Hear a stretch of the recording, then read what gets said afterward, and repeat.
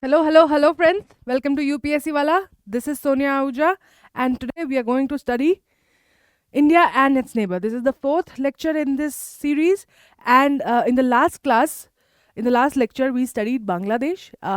We learned about Bangladesh as a country, we learned about its internal politics, and we learned about its relationship with India. There are no true friendships on the international platform, right? Or two enemies, true enemies on international platform, because at the end of the day countries are working primarily to further their interest, and in that endeavor, if they have to make friendship with countries whose values they don't see eye to eye, they would still do it.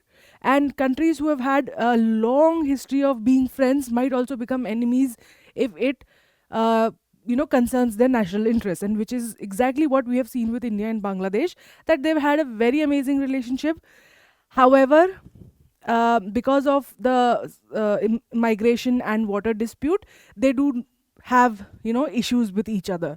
And uh, as I concluded in the last class, India's relationship with Bangladesh is very delicate. It is possible for these two countries to be allies uh, in larger sense of security and trade. However, it's a very delicate relationship, and it's something that both countries have to work to maintain. But today we are going to talk about Pakistan and China, and same thing cannot be said about India's relationship with these two countries, because there it has been a very precarious, very difficult relationship. There have been multiple wars between India and China, India and Pakistan, and especially India and Pakistan ka relationship has always been a little bitter since partition, even before that, for that matter, how it came to partition. So coming to that, just talking about India and Pakistan issues, it will take us a lot many lectures to understand the complexity of India Pakistan relationship with respect to the huge history of 75 years that we share with them. However, today we are just going to focus on one of the issues, which is separatist movement in Balochistan. uh, we are in future classes going to discuss about India's relationship with Pakistan on various economic, political, and military levels. But for this class, we are just going to focus on Balochistan, the issues related to Balochistan, the simile that is created between Kashmir and Balochistan, with respect to uh, the separatist movements that there are in both of these states. And we're also going to understand China, India's relationship with China in their strategic friendship with Pakistan. So independently also we are going to discuss China, but right now we are just taking, we are understanding our relationship with China in present times with respect to Balochistan. Okay, so there are aspects of this that we are not going to cover right now, but will eventually be covered in later classes. So I wanted to understand that this is not a complete lecture on India Pakistan relationship or India China relationship. It's just from one issue's point of view. That's it. So let's move on. What are the topics that we are going to cover today? First, we are going to talk about Balochistan and the separatist movement. Then we are going to talk about the strategic friendship between China and Pakistan. How is it? So we all know, in recent news we have understood that China and Pakistan are undergoing a lot of military as well as economic and trade relationship, where China is constructing a lot of things in Pakistan. So just like we saw with Bangladesh and India, their relationship is strategic and it's dependent on certain aspects of internal uh, environment of Pakistani uh, territory. So we are going to understand कि उनकी friendship कैसी है. Is it as solid as we think it is, or there are issues to that also? Then we are going to understand tenets of Chinese ideology. And the reason why I am taking this particular section today, the tenets of Chinese ideology, is because when we are studying about India and its neighbors, na, with respect to say Maldives or Sri Lanka or Myanmar or Bangladesh, Bhutan, Nepal, Pakistan, these countries have a similar history to India, like they were occupied by British, they together, not the island countries, but they've had their own history, but specifically Bhutan, Nepal, Pakistan, India, and Bangladesh. These 5 countries at least, they have had a similar history, and you can see that history's impact in their ideology. आप देख सकते हैं कि कैसे, हाँ, there are, जैसे India और बांग्लादेश की पॉलिटिक्स में सिमिलैरिटी जो आपको दिख रही है, वो इसलिए दिख रही है क्योंकि ये एक समय पे हिस्टोरिकली इन एशियन टाइम्स एक सेम राज्य हुआ करता था, एक साथ हुआ करता था, एंड जोग्राफिकली भी it flows has a connectivity, कई सारी रिवर्स बहती हैं, they have common cultures and tribal areas and all of that. तो इसके कारण क्या होता है ना, जो जो बेसिक आइडियोलॉजी होती है एक कंट्री की, जैसे इंडिया की है कि हमने कभी किसी को अटैक नहीं किया, या हम पीस में बिलीव करते हैं, या फिर नाम नॉन अलाइनमेंट, ये सब जो आइडियोलॉजीज है ना, ये एक कंट्री की हिस्ट्री से आती है, ठीक है, and we share a lot of this history with this neighbours of hours.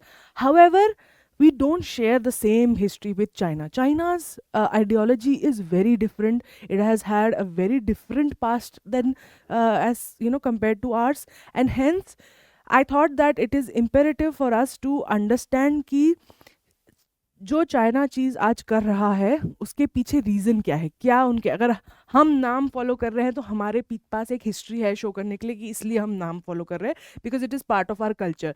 So when China does something, we need to also understand where they are coming from, to be fair, to understand their perspective also, not just sympathetically to understand what they're saying, but also to understand why China does what it does and what it will do in future. We will understand that better if we dive into the ideology that created the nation of China. So we're going to discuss a little bit of that. Then we are also going to talk about the South China Sea conflict. We're going to talk about the human right violation, and we are going to talk about the India-China border issues. So this is by far, again I would repeat that this is not all of the matters that are there in between India and China or India and Pakistan, but this is from an aspect of separatist movement in Balochistan. We are going to study how this all connects together.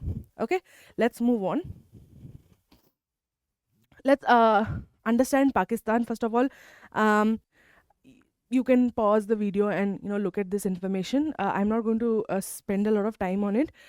In last class, we similarly put the information of Bangladesh, and as I've said before, that this information you don't need to learn it by heart, because it's, of course, a little bit of it changes, like population and all of that, and the minister and president might change. However, on a larger scale, it is important, especially for countries that India deals with a lot.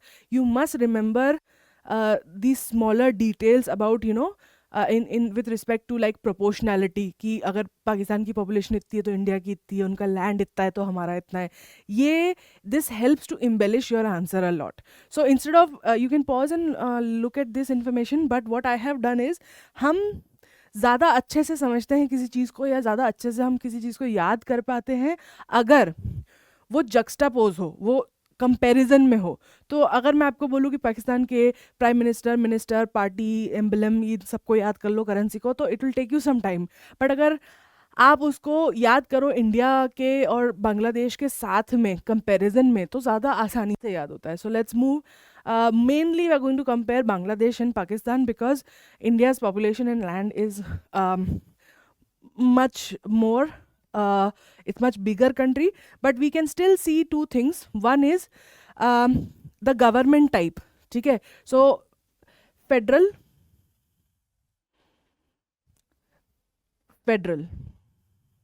So one thing which is common between India and Pakistan is that both the countries call themselves federal. Federal means what?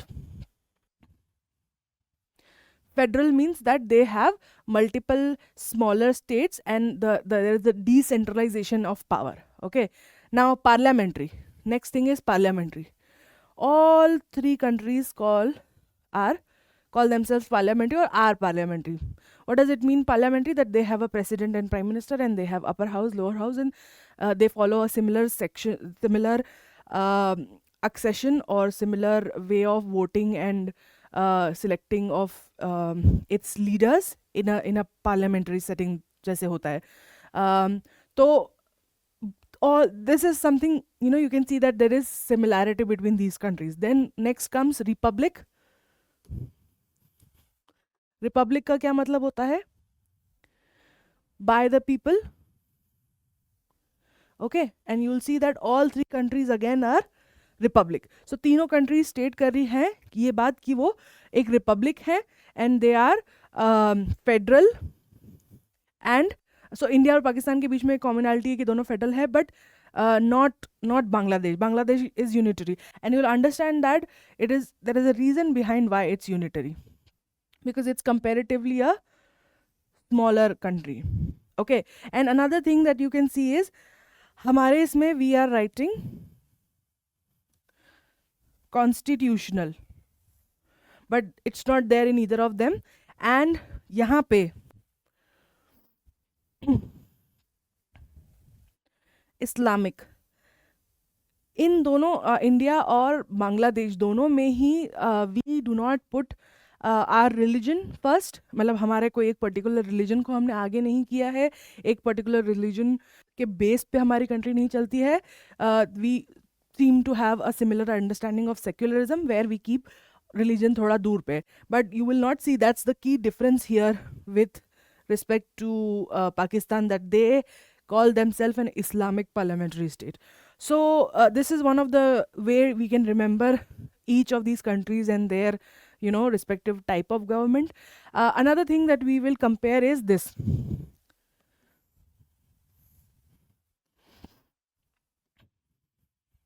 We can call it population density. अगर आप यहाँ देखेंगे in terms of the land area between Bangladesh and Pakistan, India तो खैर छोड़ दो, बहुत ज़्यादा है यहाँ पे. You can say it's almost you know 10 times or 8 times यहाँ पे. But if you see this, it's 5 times the land mass, right? Pakistan is 5 times that of Bangladesh. However, if you see the population, it's not even 2 times. So what does this show us? That Bangladesh is more dense, population dense, as compared to Pakistan. And if you remember in our last lecture when we were discussing about Bangladesh and Pakistan ka separation during when we were discussing liberation war in 1971. Nice. So जब हम वो discuss कर रहे थे तो we mentioned that the 1970s का जो general election हुआ था between in Pakistan, which was said to be one of the fair ones, उसमें there were 313 seats, and out of which any area that had more than, you know, 151 से ऊपर, 151 या 157 से ऊपर जिनको भी जितने भी सीट मिलेगी वो मेजॉरिटी हो जाएगी. and even though Bangladesh in area was smaller than Pakistan, it still had more seats. and जो अवामी लीग थी वो बहुत ज़्यादा पॉपुलर थी इस एरिया में. बहुत ज़्यादा ये पॉलिटिकल पार्टी का बहुत ज़्यादा यू नो स्ट्रॉन्ग होल्ड था इस एरिया में, and they won with a landslide. Whereas mainland पे जो पॉलिटिकल पार्टी थी there were multiple fractions, and उसके कारण उनको शायद 81 समथिंग कुछ सीट्स मिली थी. And it was very difficult उस टाइम पे because Pakistan felt that they do not want it to be governed by Bangladesh, and even though in a true form, in a fair form, they won the parliamentary, you know, elections, but लेकिन उन्हें नहीं rule करना. Again, that's what is sort of like the reason why we have 1971 का fight and, you know, Bangladesh liberation, is because they didn't let them do let them rule even though they won the parliamentary seat. So the reason why I'm saying all of this is because I want you to understand कि the basis of that, election was the fact that Bangladesh is extremely population dense. So when you are studying about different countries, it is very nice that you put things in perspective like that, and this information will help you sort of embellish your answer, make your answer seem more, you know, क्या बोलते हैं, सच्चा लगेगा एक तरीके से, कि आप हवा में बात नहीं कर रहे हैं, आपने कुछ सोचा है, कुछ कुछ उसका मतलब जो आपका आर्ग्यूमेंट है उसका कोई बेसिस है रियल लाइफ में, रियल लैंड पे.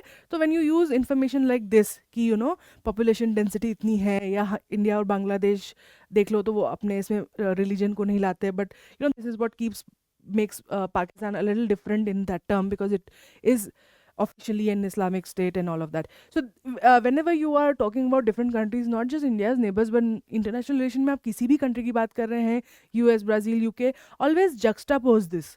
It gives you a lot of insight on why these countries do what they do. So we'll move on. So we understood bada bada what Pakistan is. Islamabad is its capital. They use PKR, Pakistani rupees. This is their population and landmass. They also have parliamentary, so they have their new prime minister. This is Arfi Alvi. This is their president, and they majorly speak Urdu or English. So this is what this is like a preface of Pakistan. As I said in the last class also, जब भी आप किसी country के बारे में जानना चाहते हैं, दो कंट्रीज़ के बारे में कि उनके कैसे रिश्ते हैं, तो उसके लिए आप लास्ट एक साल की न्यूज़ उठाओ. And of course for those who are studying UPSC, मार्च के पहले तक की, है ना, मार्च तक पूरे साल की, till March of that year, उस तक की आप इन्फॉर्मेशन निकालो और जितना भी न्यूज़ की बड़ी बड़ी हेडिंग्स है उसको पढ़ो. एंड यहाँ पे अब जैसे पाकिस्तान से के रिस्पेक्ट में देखा जाए ना, तो इंडिया में ज़्यादातर स्टूडेंट्स को एक आइडिया होता है, क्योंकि हमारी मीडिया पाकिस्तान को बहुत ज़्यादा शो भी करती है, कुछ भी होता है पाकिस्तान से रिलेटेड तो वो बहुत बड़ी न्यूज़ बन जाती है. बट वहीं अगर इंडिया का किसी और कंट्री के साथ हो रहा होता है तो हमें इतनी आसानी से नहीं पता चलता है. लाइक से बहुत कम न्यूज़ आती है इंडिया मेक्सिको की, या इंडिया कॉन्गो की, या इंडिया साउथ अफ्रीका की, इतनी न्यूज़ नहीं आती है. तो या इतनी आती भी है तो हाईलाइट नहीं होती है. तो जब भी आप किसी कंट्री के साथ इंडिया के रिलेशनशिप देखना चाहते हैं ना, तो लास्ट 1 ईयर में जो भी न्यूज़ आई है उस कंट्री से रिलेटेड, उसको आप एक पढ़ लो. उससे आप डिड्यूस कर सकते हो बहुत ही आसानी से, 10 पीस ऑफ न्यूज़ से आप डिड्यूस कर सकते हो कि उन कंट्रीज़ के बीच में रिलेशनशिप कैसी है. जैसे let's take this and understand कि इंडिया और पाकिस्तान के बीच में लास्ट एक साल में, ये तो लास्ट 6 मंथ्स की है, लास्ट 6 मंथ्स में कैसे रिलेशनशिप है, क्या क्या इश्यूज पे हम बात कर रहे हैं. We are not going into the history of lot of India Pakistan, because as I said we are going to discuss it very separately, because it's such a huge chunk of information that I thought we would focus on Balochistan in this lecture. So one thing is new air base near Indo-Pak border. What does this information tells you? कि India जो है नया base बना रहा है India Pakistan border के पास में. इसका ये मतलब है कि India doesn't feel secure.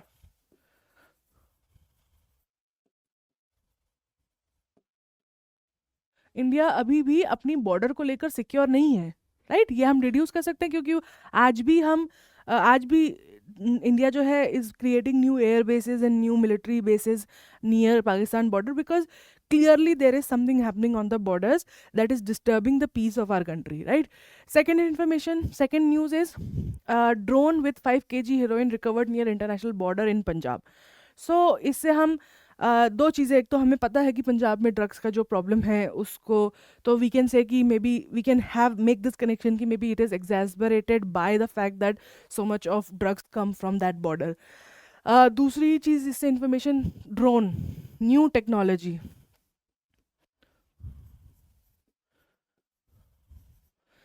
Drone जो है वो 5 kg हीरोइन लाया. इससे हम ये डिड्यूस कर सकते हैं कि भाई जो स्मगलर्स हैं उस तरफ पे, या जो आर्मी है मे बी उस तरफ पे, they are using modern technology in their warfare. So that means they are using drones, and drones are very good in terms of, क्योंकि वो छोटे होते हैं, मैन मेड नहीं होते हैं, there are bit difficult to find कहाँ से आए हैं, एंड इतना अच्छे से ट्रेस भी नहीं कर पाते हैं उनको. तो they are very easy sort of way to send things across the border. and it's it's something that Indian Army has to prepare for it, because they were previously not ready to do drone warfare, right? So this is something we are learning from this news. हम देख रहे हैं कि drugs आ रहा है वहाँ से.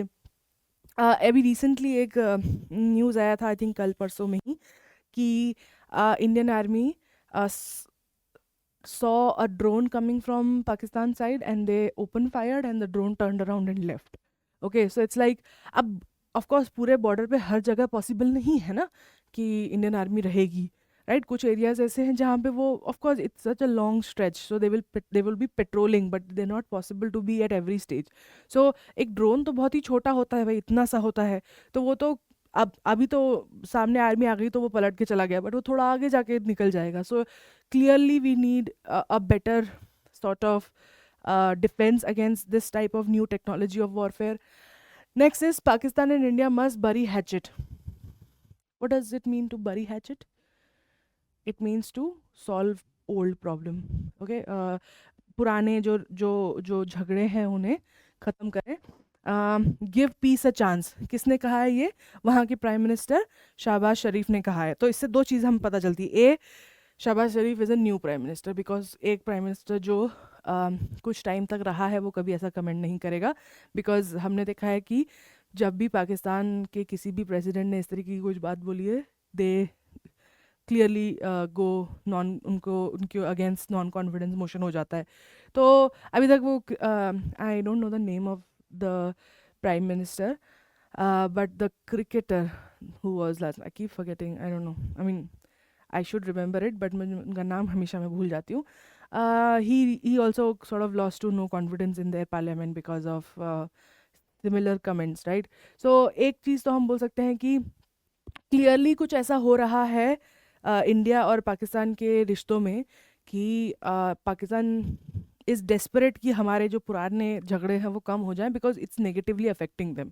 वरना वो क्यों ही बोलते, ठीक है? अगर उनको प्रॉफिट मिल रहा होता इंडिया से लड़ के, तो वो लड़ते ही रहते ना. बट अब वो बोल रहे हैं कि नहीं, हमें अपनी पुरानी बिली जो हो चुका है उसे भूल जाना चाहिए और हमें पीस को एक चांस देना चाहिए.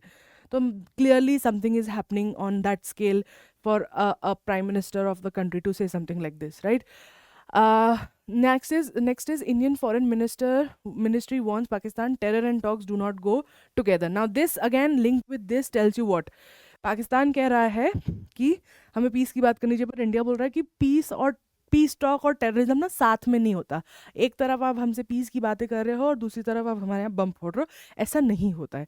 And recently I think last 1 month में ये की न्यूज़ आई थी कि इंडियन BCCI ने कहा था कि Indian cricket team will not go to Pakistan for the tour. And उस बात को लेकर काफ़ी डिस्कशन हुआ था, क्योंकि फिर देन पाकिस्तान सेड कि हम भी नहीं खेलेंगे. एंड दैट एक वो उन पर क्वेश्चन किया गया था कि आपके अंदर स्पोर्ट्समैनशिप नहीं है, जो आप क्रिकेट में पॉलिटिक्स को लेके आ रहे हो. वहीं जो हमारे फॉरेन मिनिस्टर हैं उन्होंने कहा था कि तब उन्होंने ये कमेंट किया था कि ऐसा नहीं होता, you can't just have a talk and have peaceful relationship and do games and all, and on the other side continuous terrorist attacks are happening in our country. फिर I remember UN के time पे फिर से पाकिस्तान के foreign minister ने mister Bhutto, उन्होंने comment किया था कि आप हमेशा एक ही चीज़ को लेकर बात करते हो कि जैसे आपके यहाँ सारा टेररिज्म जैसे हमारे यहाँ तरफ से ही आ रहा है, या हम मतलब you blame us something like that. And then he called out prime minister Modi on Gujarat riots, and that became quite a sensational news. So clearly we can see, what we can deduce from this is कि एक conversation हो रहा है जहाँ दोनों ही countries के जो government officials हैं वो पीस की बात कर रहे हैं, बट ऑन ग्राउंड रियलिटी काफ़ी डिफरेंट है. We are constantly seeing an effort from the officials, but not in the sense of actually curbing the terrorist attacks or nefarious activities from the border. So this is what we can analyze simply by reading the news. तो आपको बड़ा बड़ा issues पता चल चुका है कि India Pakistan के बीच में आज के टाइम में क्या हो रहा है. This is not past, this is what is happening in last 6 months.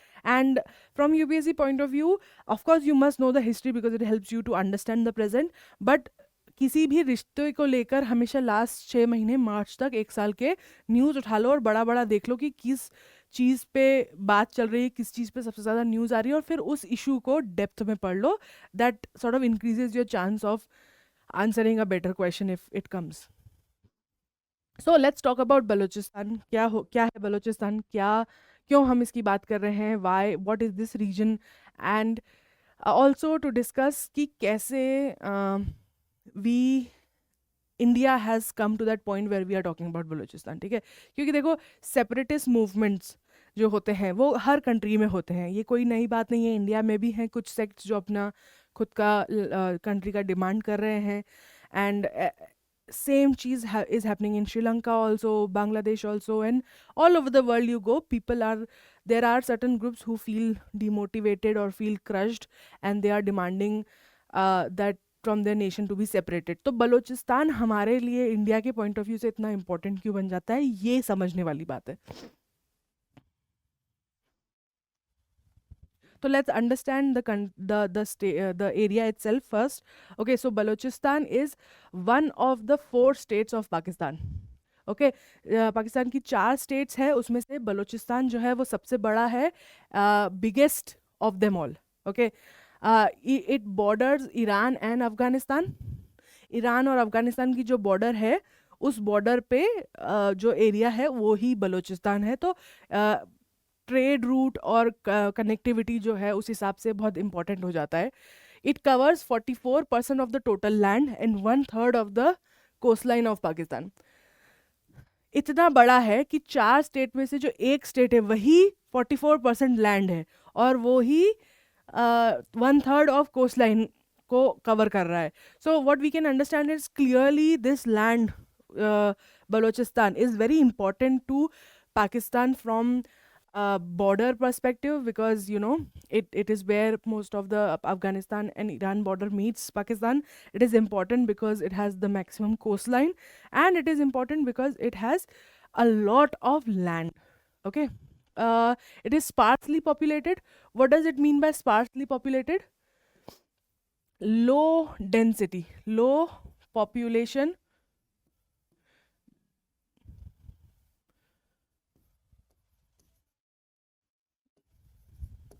low population density. It has its positives and negatives. When an area has low population, it means that there is a lot of land and very few people, and it means that it becomes useful from resources point of view. क्योंकि अगर कोई area है जहाँ पे बहुत कम लोग हैं और बहुत ज़्यादा लैंड है, तो उस लैंड के नेचर पे डिपेंड करता है कि वो वहाँ पे फॉरेस्ट है या डेजर्ट है या जो भी है, और वो या फिर ग्लेशियर है, तो it becomes very important from resources point of view.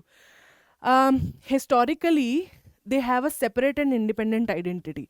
तो जैसे अब इंडिया में आप we are going to understand Baloch identity from Indian identity, कि हाँ आज हम सब इंडियंस हैं, we are all have the same identity of being an Indian. But historically a person from Kerala and a person from Maharashtra or a person from Kashmir, they have historically a very different identity.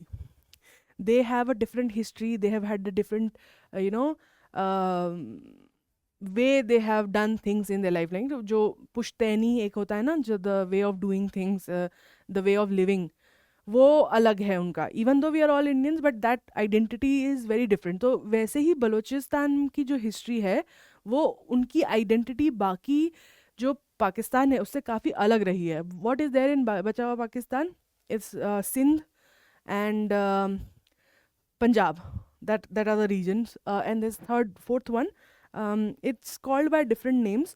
But so what Balochistan के लोगों का मानना है कि उनकी identity जो है वो बाकी पाकिस्तान के लोगों की आइडेंटिटी से हमेशा हिस्टोरिकली अलग रही है. They are compromised of 4 independent princely states. तो 4 इंडिपेंडेंट प्रिंसली स्टेट्स रही है बलोच एरिया में: कलत, लसबेला, खरन एंड मखरन. यहाँ पे आप देख सकते हैं. I will use a different colour. What would be best? I think blue will be best. Okay, so you can see this. This is present day Pakistan. This is Punjab. तो ये लसबेला है, this area. Then this is Makran. This is Kalat. this is the old map, huh? That's why this is not the new map. This is the old map showing the regions, okay, and this is Karan. So ये जो है ये एक Bloch area है, और this is how they have said that they have had these 4 kingdoms and they have had a very separate independent identity. And British made a pact with the Khan of Kalat because of the importance of the state in trade route. So जैसे आपने देखा होगा कि हमारी British history में हर princely state का relationship Britishers से अलग था. कुछ स्टेट्स में ब्रिटिशर्स ने झोल करके स्टेट्स को हथिया लिया था, कुछ के साथ उन्होंने फोर्सफुली हथिया लिया था, कुछ के साथ उनका बहुत अच्छा रिश्ता था. और वो रिश्ता ऐसा था कि जो ब्रिटिशर्स को चाहिए था वो उन्हें मिलता था, and in return they would let the king rule. So वैसा ही कुछ रिश्ता जो था ब्रिटिशर्स का king of Khan of Kalat के साथ था, क्योंकि कलत जो है वो उस रूट पे पड़ता था जिससे ब्रिटिशर्स जो है ट्रैवल करते थे. जो सिल्क रूट है, सिल्क रूट नहीं, जो मेजर ट्रेड रूट है उसमें पड़ता था कलत. तो ब्रिटिशर्स का एक बहुत अच्छा रिलेशनशिप था किंग खान ऑफ कलत के साथ में. एंड बेसिकली ब्रिटिशर्स ने बोला कि we will not question your way of your legitimacy to rule as long as you provide us these areas जहाँ से हम सेफली अपना ट्रेड कर सकते हैं. तो व्हाट खान ऑफ कलत डिड, जो छोटी छोटी ट्राइबल एरियाज थे उसमें से कुछ ट्राइबल एरियाज को उन्होंने ब्रिटिशर्स के अंडर दे दिया कि हाँ ये यहाँ से आप जा सकते हो, बाकी हमारे पूरे राज्य को छोड़ दो. So this was the pact that the Khan of Kalat had with Britishers. So this is their history. Moving on. फिर उसके बाद जब पार्टीशन की बात आई, so this is before when Britishers were ruling. जब ब्रिटिशर्स छोड़ के जा रहे थे इंडिया को और जब हमें इंडिपेंडेंस मिल रही थी, तब बलोच एरिया में ये बहुत फेमस पार्टी थी, अंजुमन वतन. Okay, this party was very close to Indian National Congress. Okay, it worked pretty much in line with them and shared a lot of their ideology and identity. Not identity, ideology. उनके साथ share करते थे, and they were against partition. Just like Indian National Congress, even the Balochistan population was pretty against the partition and they wanted a unified India. Okay, but then what essentially, I'll tell you quickly the story क्या हुई. अब इसमें से कुछ जो part है वो alleged है, मतलब कि एक कहा जाता है कि मनगढ़ंत है, और कुछ पार्ट है जो सच है. तो बट कुछ स्टोरी इस तरीके से जाती है कि अंजुमन ए वतन जो पार्टी थी वो इंडियन नेशनल कांग्रेस के बहुत करीब थी और वो उनके साथ ही रहना चाहती थी यूनिफाइड इंडिया में.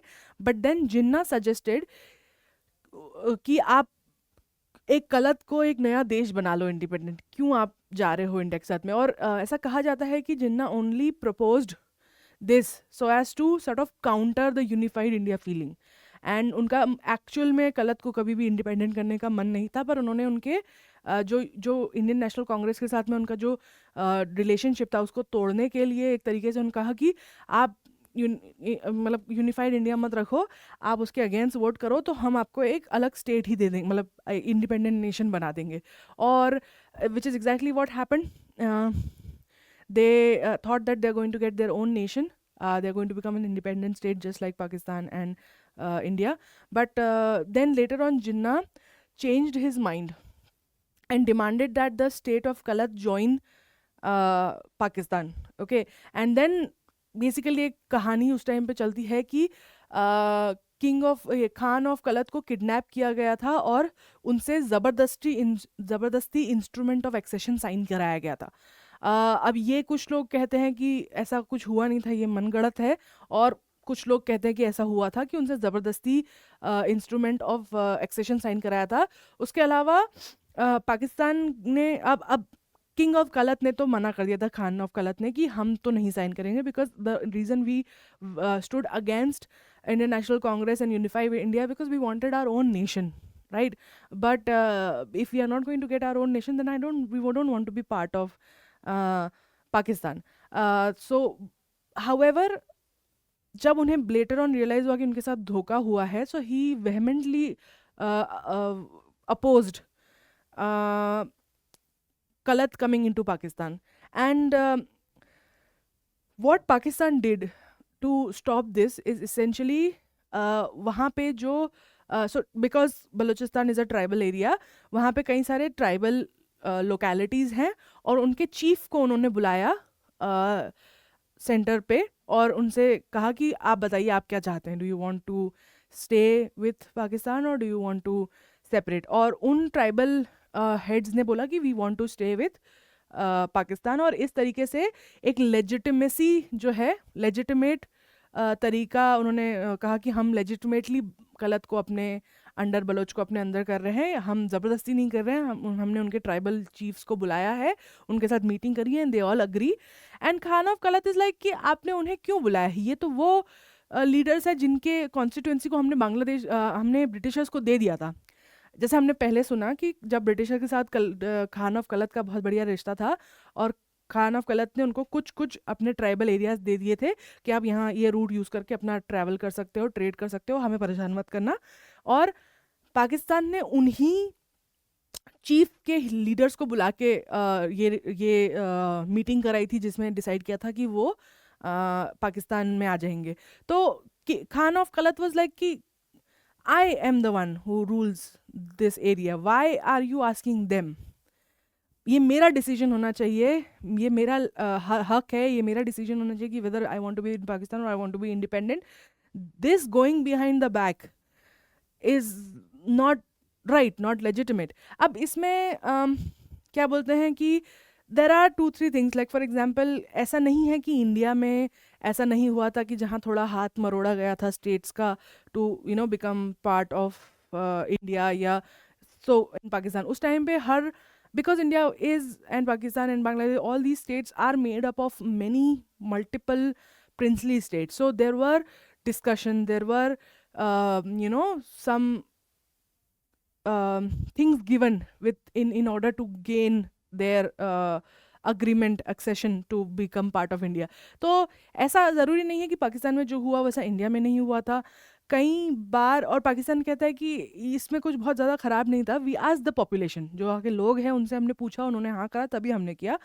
एंड काफ़ी टाइम जब भी इंडिया बलूचिस्तान के बारे में कुछ कहता है पाकिस्तान को, तो पाकिस्तान रिस्पॉन्स इज़ लाइक कि प्लीज़ अपना गिरेबान में देखो, look at what you're doing in Kashmir, don't tell us what we're doing in Balochistan. And oftentimes Pakistani media creates a simile between what is happening in Kashmir and what is happening in Balochistan. But this is where I want to state that there's the key difference between how these two countries got independently, Balochistan and Kashmir.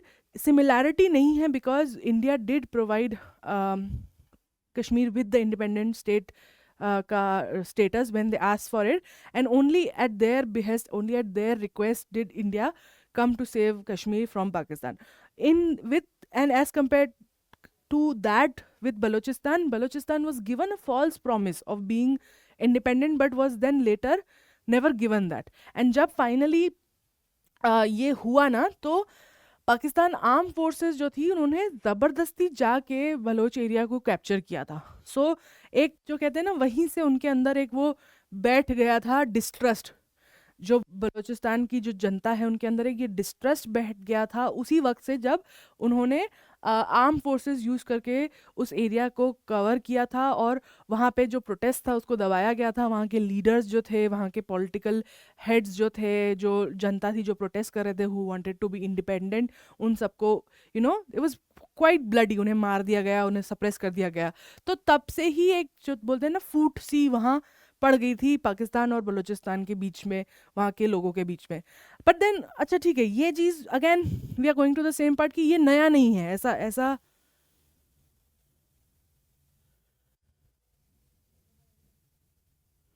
Sorry I don't know, felt like earthquake. Anyways, moving on. It seemed to be okay. Okay so let's move on. तो ये तो चीज़ जो है ये कोई नई चीज़ नहीं है, ऐसा कई स्टेट्स के साथ हुआ है जिनको लगता है कि उनकी एक सेपरेट आइडेंटिटी है, लेकिन उनके साथ ज़बरदस्ती या फिर इलीगल टर्म्स में उन्हें अपने देश में बुलाया गया। ये सेपरेट आइडेंटिटी का इशू जो है ना, ये हर स्टेट में थोड़ा थोड़ा है। हिंदूज़ को बांग्लादेश में लगता है, दूसरे कंट्रीज़ में दूसरे माइनॉरिटीज़ को ये फील होता है कि उनके उन्हें इंडिपेंडेंट, उनकी आइडेंटिटी अलग है. तो फिर why is it that Balochistan even after 75 years of this still feels that feeling of being different? ऐसा क्या हो रहा है आज प्रेजेंट डे बलूचिस्तान में कि आज भी वहाँ के लोगों को लगता है कि उनके साथ धोखा हुआ है, या उनके साथ, क्योंकि अब तो देखो कम से कम 3 जनरेशन तो हो ही गई होंगी तब से जिनके साथ ये किया गया था 1947 के बाद, उनके आज बच्चों के बच्चे हो गए होंगे. तो आज भी क्यों ये प्रोटेस्ट इतना, सेपरेटिस्ट मूवमेंट इतना स्ट्रॉन्ग क्यों है, ये जानने के लिए लेट्स अंडरस्टैंड क्या हो रहा है और क्या हुआ है लास्ट कुछ डिकेड्स में बलूचिस्तान में. So one is political exclusion. Okay, what is political exclusion? It's when a community is completely kept separate from making the decision making body of the government. So when political exclusion is जब आप एक community को completely अंधेरे में रखा जाता है, उन्हें कोई भी रिप्रेजेंटेशन नहीं दिया जाता है और उन्हें कोई, वहाँ के लोगों को कोई भी पावर नहीं दी जाती है, इसको पॉलिटिकल एक्सक्लूजन बोलते हैं. So Balochistan population has a very different ethnic identity and with respect to the rest of the Pakistani population, namely Punjab and Sindh.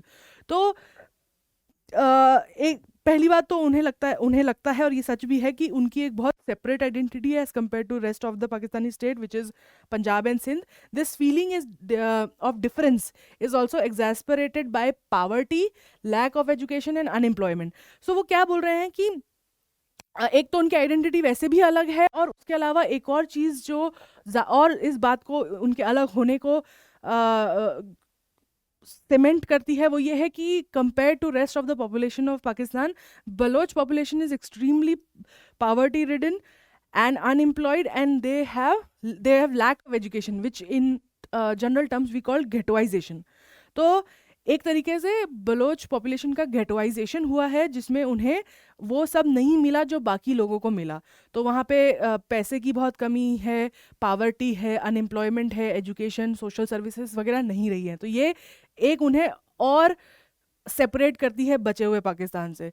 Lack of political representation in the central government में उनका लैक है representation का. अब इसके लिए again we can go back to the idea of population density. जितना ज़्यादा वो लैंड है, 44% जो हमने देखा पाकिस्तान का, तो उस हिसाब से उतना रिप्रेजेंटेशन होना चाहिए बलोच रीजन का सेंट्रल गवर्नमेंट में. But because it is sparsely populated, तो क्या हुआ, कॉन्स्टिट्यूएंसी वहाँ की बहुत बड़ी है और रिप्रेजेंटेटिव बहुत कम है, एंड जो हैं वो भी बलोच नेशनल्स नहीं हैं. तो उससे क्या होता है कि बलोच लोगों को ऐसा लगता है कि उनका सेंट्रल गवर्नमेंट में रिप्रेजेंटेशन ही नहीं है, हमें रूल किया जा रहा है पाकिस्तानी और सिंध लोगों द्वारा. This is how they feel. और ये तो हुआ पॉलिटिकल एक्सक्लूजन, कि पॉलिटिकली उन्हें अलग किया जा रहा है, पॉलिटिकली उन्हें दबाया जा रहा है, and they also felt that they were being economically excluded. So economic exclusion क्या है? Balochistan is a extremely resourceful region. सबसे ज़्यादा वहाँ पे ऑयल है, ठीक है. And one of the reason why Pakistan is so hell bent on keeping Balochistan separatist movement under control is because that is a very rich, resourceful region. Okay, it has a huge coastline and it has a lot of oil, and offshore and inshore. So मतलब inland भी और offshore भी बहुत oil है वहाँ पे.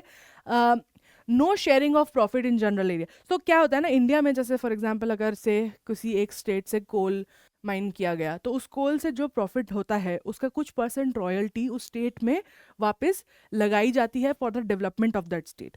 Okay, तो लेकिन पाकिस्तान में ऐसा कुछ नहीं है. मतलब बलूचिस्तान से सब लेते जा रहे हैं, पर कोई वापस नहीं, वापस उसका कोई रॉयल्टी, कुछ पैसा जो वहाँ से यूज़ किया गया है उस लैंड से, वो उन्हें वापस नहीं मिल रहा है. एंड वापस कैसे मिलता है? ऐसा नहीं है कि इंडिया में भी ऐसा नहीं होता है कि अगर आपके कंट्री से उड़ीसा से अगर हमने कोल निकाला, तो ऐसा नहीं है कि वो उसका 10% जाके गवर्नमेंट को हाथ में पैसा देते. It's not like that. It's just that percentage of money is put back into the society by creating better roads, giving pure water, drinking water, creating a stronger police force, better infrastructure. इसमें invest किया जाता है ताकि लोगों को वहाँ लगे कि उनके यहाँ से जो अगर कोल निकाला जा रहा है, इलेक्ट्रिसिटी बनाई जा रही, तो उसका उन्हें भी फ़ायदा हो रहा है. बट वहीं बलूचिस्तान में ऐसा कुछ नहीं हो रहा है. वहाँ पे the Pakistani government is constantly digging things from there land and not sharing the profit at all. तो लोग गरीब होते जा रहे हैं, उनका रिसोर्स लिया जा रहा है. सो दैट, एंड जो ट्राइबल पॉपुलेशन है वहाँ की, they feel used, abused and neglected. जो वहाँ की ट्राइबल पॉपुलेशन है उन्हें ऐसा लगता है कि हमारा तो इस्तेमाल हो रहा है, हमें निगलेक्ट किया जा रहा है, हमें अब्यूज़ किया जा रहा है, क्योंकि आप हमें रिप्रेजेंटेशन नहीं दे रहे हो सेंट्रल गवर्नमेंट में, और आप, हमारे यहाँ बहुत गरीबी भी है, अनएम्प्लॉयमेंट भी है, और हमारे पास कोई पावर भी नहीं है, और आप हमारा जो है इस्तेमाल कर रहे हो, हमारा ऑयल रिसोर्सेज को यूज़ कर रहे हो, और उसके बदले हमें कुछ भी नहीं दे रहे हो. And then comes the Gwadar port. So what is happening? Pakistan obviously has these resources, but it does not have the capacity to utilize these resources. So this is where China comes in. China is in partnership with Pakistan because China helps Pakistan to dig that oil. And इसमें China का क्या profit है, क्या फ़ायदा है China? Why is China helping Pakistan? 2 reason. China हमेशा strategic friendship करता है ऐसी कंट्रीज से to have them as a pawn against the other nation that it wants to control, right? So China has a very good relationship with North Korea to keep South Korea in control, which is backed by US. वैसे ही China wants to have good relationship with Pakistan to sort of defend itself from India. ठीक है? तो and another reason why China is so interested in this is ये reason. अब अगर यहाँ पे कुछ भी प्रोड्यूस होता है, this is China, this is Pakistan, this is Gwadar port, this is India, ठीक है. अब यहाँ पे अगर कोई भी चीज़ प्रोड्यूस होती है तो उसे यहाँ पे 2500 माइल्स ट्रैवल करके शंघाई जाना पड़ता है. फिर शंघाई पोर्ट से फिर वो जो है it goes out of the country, right. But इस द रीज़न वाई, अब जैसे आप ये मैप देखोगे तो this is not a correct map of India, right. ये इंडिया हमारा ऐसा नहीं है. India is actually somewhere like this, right. तो ये जो रीजन है जो जो जो कि अब पाकिस्तान ने अपने अंडर लेने की कोशिश कर रहा है, ये अक्साई चीन और वो वाला एरिया है. Why do you think China and Pakistan are hell bent on keeping this area under them? It's because अब जब यहाँ पे कुछ भी प्रोड्यूस होता है तो वो सीधे यहाँ से 1500 माइल में ग्वादर पोर्ट पे आ जाएगा, और फिर ग्वादर पोर्ट से it can be shipped outside. So यहाँ जो चीज़ 2500 माइल्स लग रहे हैं वो यहाँ 1500 माइल्स लग रहे हैं. 1000 माइल्स का डिफरेंस आ रहा है, विच helps a lot to curb the transport prices. And we all know China is so good at its, you know, उसका पूरा जो एफर्ट है चाइना का वो हमेशा अपनी इकोनॉमी को डेवलप करने पे होता है, एक्सपोर्ट पे होता है, जितना ज़्यादा वो मैन्युफैक्चर और एक्सपोर्ट करे. And we have all seen Chinese products in our market. China flushes all markets all across the world with their products, and that is one of the most major part of their income. So अगर 1000 mile का difference आ जाए, उनको मेहनत ना करनी पड़े, तो उनके लिए कितना सही होगा. So this is why China is interested in Balochistan, because they are creating, this is Balochistan, ये जो है this is the 1/3 of the coast that we were talking about that Balochistan has, और वहीं पे ये ग्वादर पोर्ट बनाया जा रहा है. और इसीलिए चाइना और पाकिस्तान चाहते हैं कि उनका ये जो एरिया है ना, जो कि इंडिया के अंदर आता है, इसको कंट्रोल करना चाहते हैं ताकि ये आसानी से ये बन जाए. इसीलिए वहाँ पे इलीगल कंस्ट्रक्शन वगैरह कराते हैं. और अब देखो, टेक्निकली देखा जाए तो चाइना और इंडिया के बीच में तो काफ़ी डिफरेंस है मिलिट्री वाइज, बट इतनी वीक नहीं है इंडिया की मिलिट्री, एंड पाकिस्तान से तो बिल्कुल नहीं है. तो फिर ये होते हुए भी, उसके बाद भी, why do you think Pakistan is still able to come inside our border and take over the land that belongs to India? It's because they have support of China, and because उनका सारा प्लान इस पे depend करता है. China का बहुत बढ़िया interest है इसमें कि बस कैसे तो भी ये एरिया फ्री हो जाए तो हम ग्वादर पोर्ट तक पहुंच जाएं, और फिर वहाँ से हम अपना जो है सामान, और सिर्फ ये नहीं है कि यहाँ पे 1000 माइल्स का फ़र्क पड़ता है, ये भी they don't have to travel this anymore, ये यहीं से भेज देंगे चीज़ें. तो यहाँ not only it gives them shorter distance on land to travel, but it also shortens their distance on sea. ठीक है. तो अब चाइना को, अब एक और चीज़ है इसमें कि यहाँ पे चाइना को ये सिर्फ ये नहीं चाहिए कि उनको बलूचिस्तान रीजन का यूज़ करना है to extract oil and to, you know, make Gwadar port, but they also have to make sure that there is significant peace in that area. ठीक है, देखो ट्रेड का सबसे बड़ा जो खतरा होता है ना, वो होता है पॉलिटिकल इंस्टेबिलिटी। अगर पॉलिटिकल इंस्टेबिलिटी है तो ट्रेड पे बहुत ज़्यादा इफेक्ट पड़ता है। तो what does China want? China wants two things, wants this Gwadar port पे कंट्रोल, एंड इट वांट्स ये जो एरिया है ना, ये इसमें कोई तकलीफ ना हो, इसमें कोई उठ बैठ ना हो, कोई पॉलिटिकल डिस्ट्रेस ना हो, सब कुछ बढ़िया चले, ताकि क्योंकि उनके ट्रेड पे कोई खतरा नहीं होना चाहिए। ठीक है, तो अब बलूचिस्तान सेपरेटिस्ट मूवमेंट पे चाइना इसलिए इतना खिंचता है क्योंकि China can not afford it कि वहाँ पे इंसर्जेंसी हो, वहाँ पे जो है पॉलिटिकल डिस्टर्बेंस हो, ये China can not afford. Because अगर इस एरिया में पॉलिटिकल डिस्टर्बेंस होंगे तो चाइना का ट्रेड नहीं हो पाएगा, और चाइना का ट्रेड नहीं हो पाएगा तो China will lose interest in Pakistan. And क्योंकि सच यही है कि चाइना को पाकिस्तान कुछ खास पसंद नहीं है, the only reason they are with them is because they have see profit in it and they can use Pakistan as a pawn against India. तो अगर वो बलूचिस्तान एरिया में पीस नहीं आता है तो China will step back from Baloch region, and Pakistan can not afford it, क्योंकि Pakistan is able to stand in front of India because of its backing from China. तो इसीलिए it becomes very important for Pakistani government to suppress Baloch separatist movement. And इसीलिए जब भी India Bloch के ऊपर कुछ बोलता है तो वो एकदम गुस्सा हो जाते हैं कि तुम मत बोलो। ठीक है, बहुत इंपॉर्टेंट है हमारे लिए।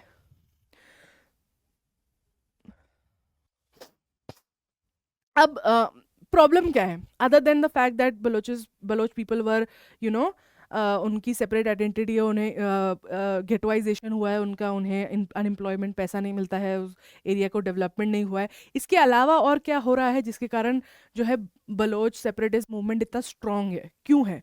One reason is because creation of Gwadar port has created problems in Baloch region. What are these problems? Because it is a long strip of coastal line, fishing is very important part of the tribal culture. ठीक है, क्योंकि वहाँ पे एक बहुत बड़ी coast line है, तो वहाँ पे फिशिंग का जो कल्चर है वो बहुत स्ट्रॉन्ग है, और फिशिंग कई सारी कम्युनिटीज़ है जिनका लाइवलीहुड चलता है फिशिंग करके। ठीक है, बट जब आप यहाँ पे ग्वादर पोर्ट बना रहे हैं तो अब आपको पता है एक पोर्ट क्या होता है? शिप्स जो होती है वो एकदम ज़मीन तक नहीं आ सकती हैं, बिकॉज देन उनका नीचे का हिस्सा ज़मीन पे लग जाएगा, निकलना मुश्किल हो जाएगा। तो what we do is we create this port area which essentially extends from land till deep sea, so that the ships can park in the deep sea and we can load and unload stuff from the ship and bring it back to the port.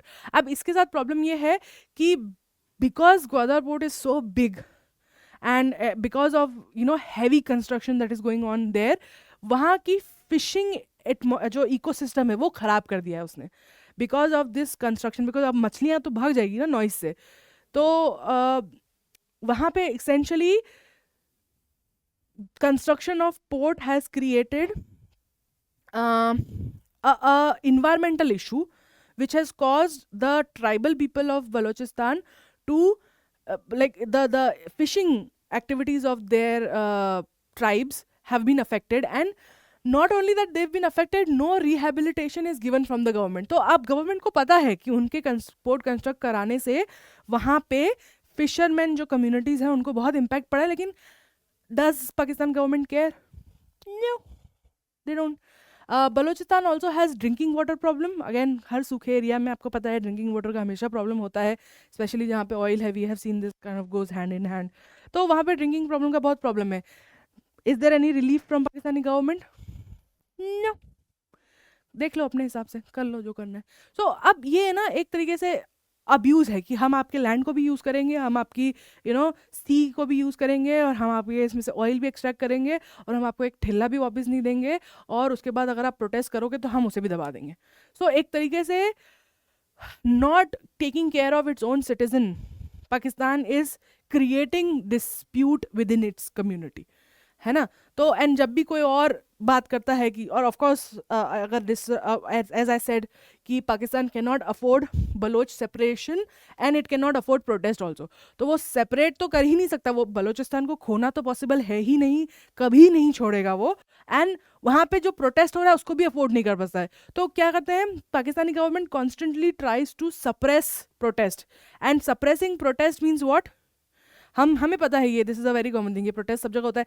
जब भी आप protest को suppress करते हो तो वो protest और बढ़ जाता है, फिर वो फैल जाता है। तो अब अगर आप लोगों को चैस्टाइज करोगे to protest in their own land, they are gonna run away, come to other countries and protest. तो वो इंडिया आएंगे, बांग्लादेश जाएंगे, वहाँ से प्रोटेस्ट करेंगे। एंड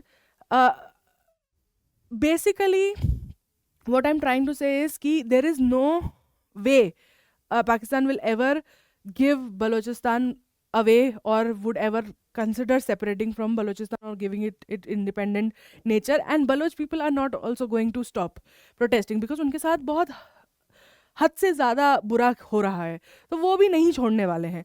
तो ये एक that's why it becomes a huge issues, आज भी उसका इतना इम्पोर्टेंस है, is because it's continuously going on. And where does India come in? अच्छा ये तो ठीक है, लैंड का इशू है, ये है, पर इंडिया कहाँ से आता है? दो रीज़न।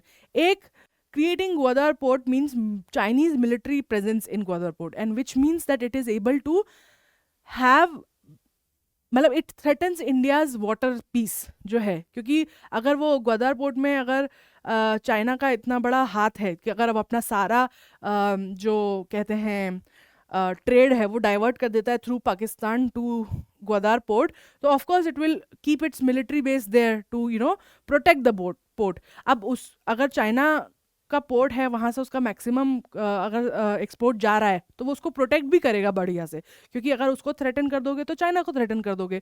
तो अब इंडिया को ये प्रॉब्लम है कि भाई उसके ही बगल में चाइना का एक मिलिट्री बेस बन जाएगा, and that's something that is not good for India, because it will increase how quickly China can attack India, and it can और ऑल्सो इट इंक्रीजेज कॉन्स्टेंट झगड़े, क्योंकि अगर वो पास में ही रहेंगे तो मुठभेड़ होती रहेगी छोटी छोटी, and both of these countries are nuclear countries, so that's where also becomes a problem. Plus it will also affect India's trade itself, क्योंकि इंडिया का ट्रेड भी उसी रूट से जाता है, राइट, एंड ट्रेड तो हमारे लिए भी इंपॉर्टेंट है। तो एक तरीके से ये जो है, ये लैंड, ये जो है, इस this is very important for Pakistan, this is very important for China, and it is really bad for India. And this is why they have also taken up India's land here, and that's why they are doing this construction. और इसीलिए India बहुत गुस्सा हो जाता है जब भी यहाँ पे इलीगल कंस्ट्रक्शन होता है कि ये तो हमारा लैंड है, और ग्वादर पोर्ट से ये जो है ये इतने से डिस्टेंस पे रहेगा, एंड इट्स लाइक हमारे बगल में।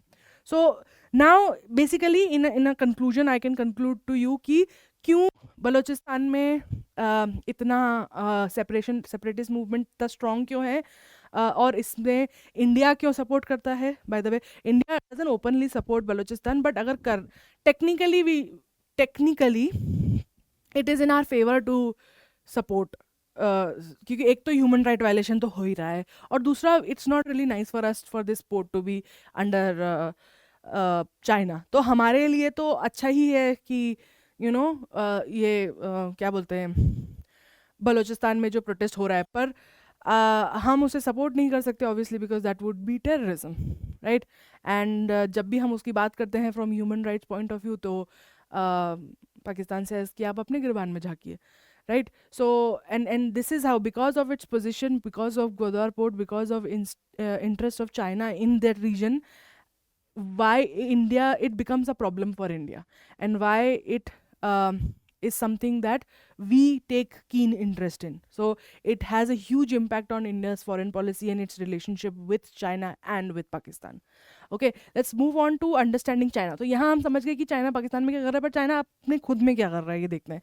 तो again we are going to start with the basic of what is China. आप यहाँ पे पॉज कर सकते हैं और पढ़ सकते हैं कि क्या क्या है चाइना में, उनकी पॉपुलेशन कितनी है, लैंड कितना है, बीजिंग उनकी कैपिटल है, युआन करेंसी है, Mandarin, they are communist state. ठीक है, you can pause and read about this. मैंने यहाँ पे सेम इन्फॉर्मेशन को पोस्ट किया है, but in juxtapose to Indian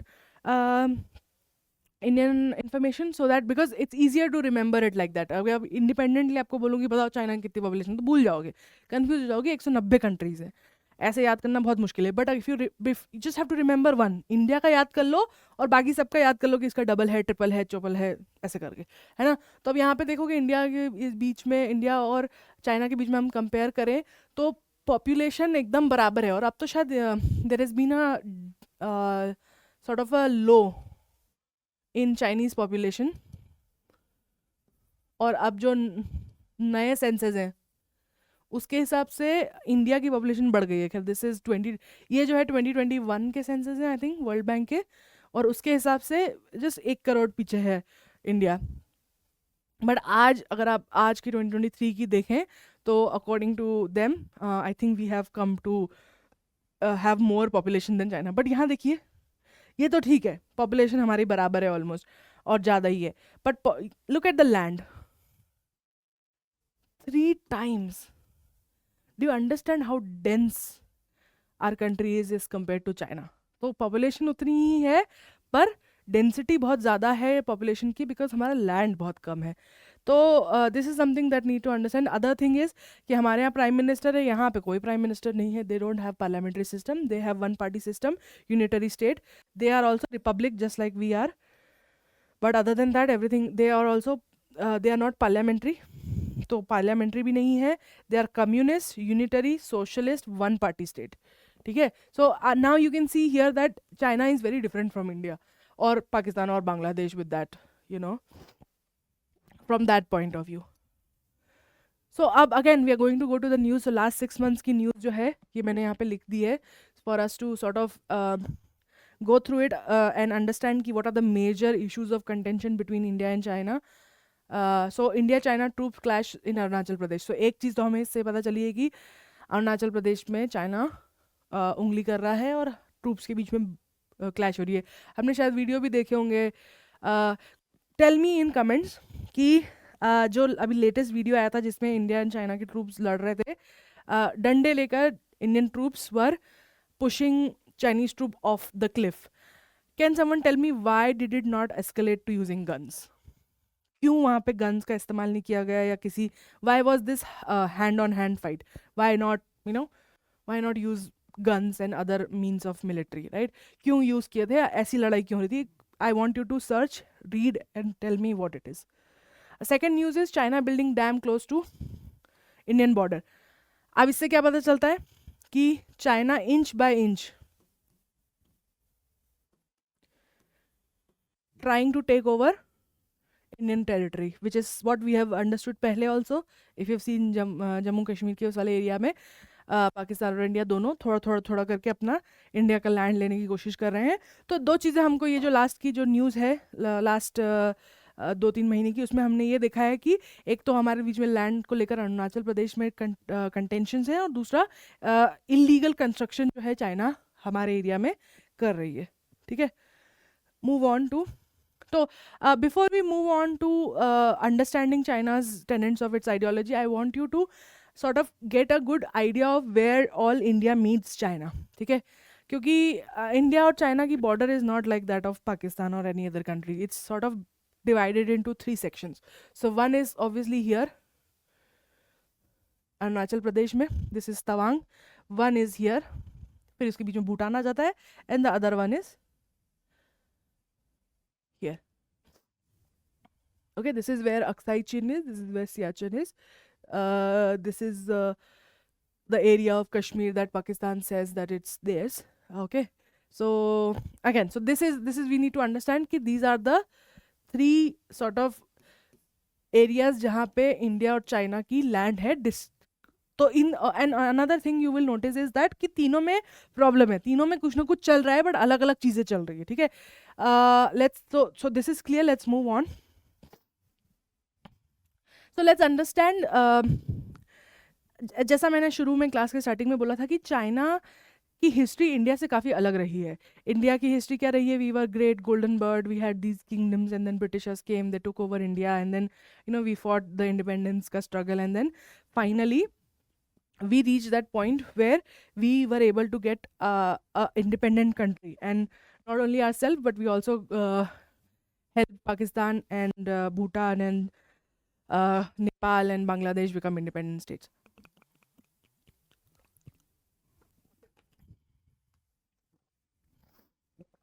China has an equally bloody and equally